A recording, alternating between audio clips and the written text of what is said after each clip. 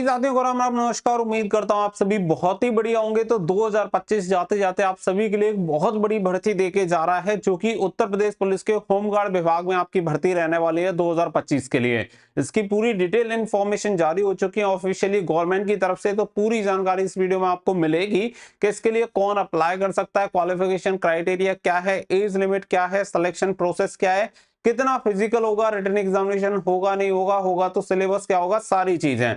तो आप इस वीडियो को लास्ट देख लेना, क्योंकि जिस तरीके से इस बार होमगार्ड की भर्ती करवाई जा रही है, इससे पहले कभी भी होमगार्ड की भर्ती नहीं हुई है। और ये बहुत बढ़िया मौका हो सकता है उन कैंडिडेट के लिए जो अभी रिसेंटली बेरोजगार हैं, उनके पास कोई जॉब अपॉर्चुनिटी नहीं है। तो वो जरूर से इसमें ट्राई करिएगा, क्योंकि अगर आप होमगार्ड में भी भर्ती हो जाते हैं तो उसके बाद यूपी पुलिस में स्विच करना आप सभी के लिए बहुत इजी है एज ए कांस्टेबल। तो क्योंकि इसमें रिजर्वेशन आपको मिलता है स्पेशल, तो इसका काफी बेनिफिट आपको मिल जाता है। तो वीडियो को लास्ट तक देखें। वीडियो पसंद आए तो वीडियो को कर देना लाइक और शेयर, और चैनल को कर लेना सब्सक्राइब, ताकि फ्यूचर में हर एक अपडेट रेगुलर आपको सबसे पहले मिलती रहे। आगे बढ़ते हैं। तो देखो, आप सभी को बता दें कि गवर्नमेंट ऑफ यूपी की तरफ से जो जियो है, तो गवर्नमेंट ऑर्डर जो है वो यहाँ पे जारी कर दिया है। यहाँ पे अगर आप देखेंगे तो इनकी तरफ से जारी हुआ है, और इसमें पूरी इंफॉर्मेशन आप सभी को देखने के लिए मिल जाएगी, जो कि उत्तर प्रदेश राज्य होमगार्ड्स एनरोलमेंट मार्गदर्शिका आप सभी को देखने के लिए मिल जाती है।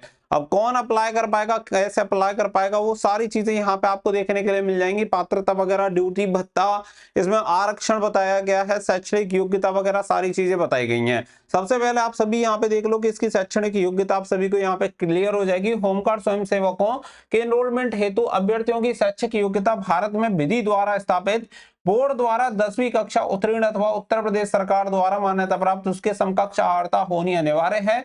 माध्यमिक शिक्षा परिषद उत्तर प्रदेश द्वारा हाई स्कूल के समकक्ष मान्यता प्राप्त विभिन्न परीक्षा संस्थाओं द्वारा संचालित परीक्षाओं को इस निमित्त हाई स्कूल के समकक्ष स्वीकार किया जाएगा। यानी कि इस पोस्ट के लिए अप्लाई करने के लिए, अगर आपको होमगार्ड में अप्लाई करना है, तो इसके लिए आप 10th पास होने चाहिए। अगर आपने 10वीं पास किसी भी मान्यता प्राप्त बोर्ड से की हुई है तो आप इसके लिए आवेदन कर सकते हैं। तो सबसे पहली जो डाउट रहता है वो क्वालिफिकेशन का रहता है, जो कि अब आपको एकदम स्पष्ट रूप से क्लियर हो गया होगा। इसके अलावा अधिमानी अर्हता, यानी जिसके बेसिस पे आपको प्रेफरेंस दी जाती है कि अगर एक जगह दो कैंडिडेट हो तो प्रेफरेंस आपको कैसे मिलेगी या नंबर आपको कैसे मिलेगी, तो उसके बेसिस पे ये अधिमानी अर्हता हेतु अंक आप सभी को दिए जाएंगे, जो कि आप सभी यहाँ पे एनसीसी के बेसिस पे देख सकते हैं। अब बात आती है एक और सबसे मेजर पॉइंट रहता है एज लिमिट। अब एज लिमिट पहले एक्सपेक्ट कर रहे थे कि 18 से 45 साल तक के कैंडिडेट अप्लाई कर सकते हैं, बट ऐसा नहीं है।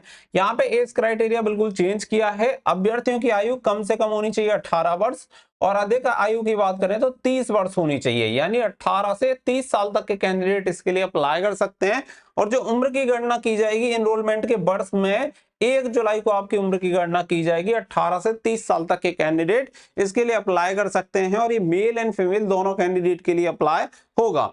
आगे बढ़ते हैं। इसके अलावा यहाँ पे आप सभी को भूतपूर्व सैनिकों को बताया गया है। साथ ही में यहाँ पे आप देखेंगे अधिकतम आयु सीमा में छूट आपको दी जाएगी, उसके लिए भी यहाँ पे बताया गया है। इसके अलावा भाग 2 में आप देखेंगे यहाँ पे आवेदन पत्र के बारे में बताया गया है और परीक्षा के बारे में बताया गया है। अब यहाँ पे रिटन एग्जामिनेशन देख लो, क्योंकि अब आपका रिटन एग्जामिनेशन भी इस भर्ती में होगा। तो दो मेजर चीजें मैंने आपको बता दी, क्वालिफिकेशन और एज लिमिट।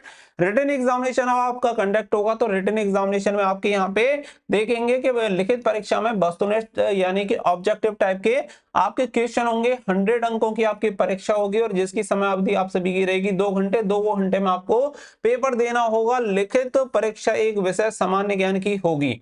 परीक्षा का पाठ्यक्रम तथा परीक्षा का प्रक्रिया निश्चय उत्तर प्रदेश पुलिस भर्ती एवं प्रोन्नति बोर्ड द्वारा किया जाएगा। तो यहाँ पे आपको एक क्लियर कर दिया गया है कि लिखित परीक्षा एक विषय सामान्य ज्ञान की होगी। यानी कि इसमें ना तो आपका मैथ आएगा, ना रीजनिंग आएगी, ना इंग्लिश आएगी, ना हिंदी आएगी, केवल सामान्य ज्ञान का पेपर होगा, जो कि 100 अंकों का आपका पेपर होगा। 2 घंटे का समय होगा। तो आप लगभग मान सकते हैं सामान्य तौर पे क्वेश्चन की संख्या भी 100 यहाँ पे आपको देखने के लिए मिलेगी। प्रत्येक क्वेश्चन के लिए 1 अंक आपको दिया जाएगा। तो ये यहाँ पे आपको स्पष्ट कर दिया है कि रिटन एग्जामिनेशन आपका कैसा होगा। अब इस भर्ती को भी आपका यूपी पुलिस भर्ती बोर्ड ही संपन्न करवाएगा। इसके अलावा अगर यहाँ पे बात करें तो यहाँ पे इसी के बेसिस पे आपका सिलेक्शन होगा, इसी के बेसिस पे आपकी मेरिट लिस्ट बनेगी। इसके अलावा यहाँ पे अभिलेखों की समीक्षा में मानक परीक्षण, यानी कि सेम जो प्रोसेस यूपी पुलिस कांस्टेबल की भर्ती में देखते हैं, पहले रिटन एग्जामिनेशन होगा, फिर आपका डीवीपीएसटी होगा। ठीक है, तो यहाँ पे डीबीपीएसटी के लिए आप सभी को बता दिया है, रिटन एग्जामिनेशन क्वालिफाई करने के बाद आप डीबीपीएसटी के लिए आ जाएंगे।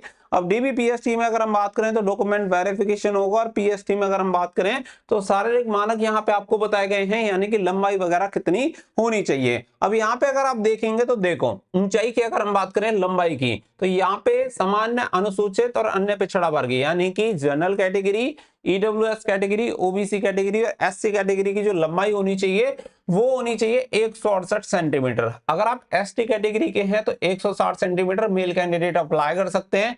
सीना बिना फुलाई जो होना चाहिए वो होना चाहिए 79 सेंटीमीटर जनरल, ओबीसी, ईडब्ल्यूएस और एससी कैटेगरी का, और फुलाव के साथ होना चाहिए 84 सेंटीमीटर। अगर आप एसटी कैटेगरी से आते हैं तो 77 से 82 सेंटीमीटर सीना आपका होना चाहिए। अगर आप महिला कैंडिडेट हैं तो आपकी जो लंबाई होनी चाहिए 152 सेंटीमीटर होनी चाहिए। और वहीं पे अगर हम बात करें, अगर आप एसटी कैटेगरी की महिला कैंडिडेट हैं तो 147 सेंटीमीटर तक आप इसके लिए आवेदन कर सकते हैं।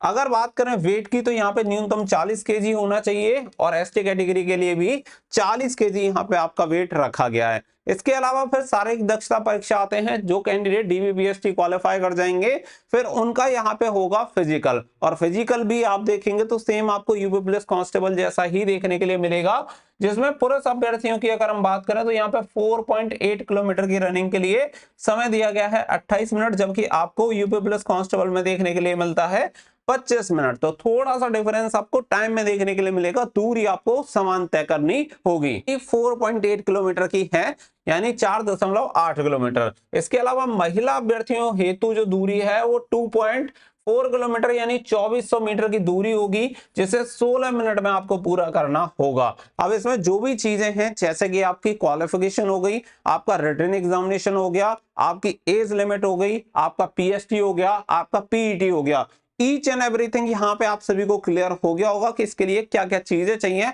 और कौन कौन इसके लिए अप्लाई कर सकता है। बाकी का फिर लास्ट में आपका मेडिकल होता है और आपका चरित्र सत्यापन होता है। ये सारी चीजें बनके एकदम से तैयार हो चुकी हैं।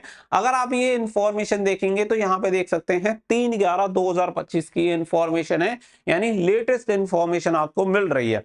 अब अगर हम बात करें इसके नोटिफिकेशन की, तो नोटिफिकेशन आप संभवतः मान सकते हैं कि दिसंबर लास्ट में इसका नोटिफिकेशन देखने के लिए मिलेगा, क्योंकि अगर दिसंबर लास्ट में इसका नोटिफिकेशन नहीं आता है तो एज लिमिट भी आपकी 2026 के अकॉर्डिंग 1 जुलाई से काउंट की जाएगी। इसलिए गवर्नमेंट का बेस्ट ट्राई रहेगा कि दिसंबर में आपकी यूपी पुलिस की जो भर्ती है कांस्टेबल की वो भी निकलेगी, साथ ही में ये जो वैकेंसी रहेगी वो भी आपको दिसंबर लास्ट में देखने के लिए मिलेगी।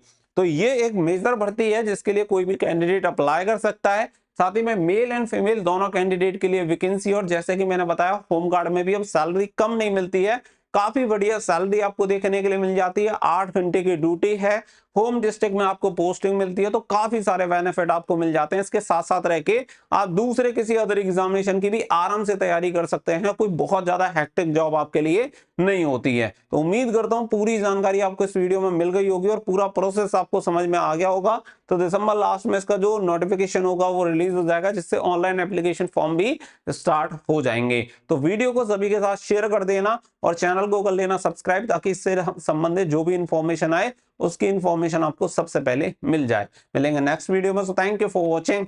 जय हिंद, जय भारत।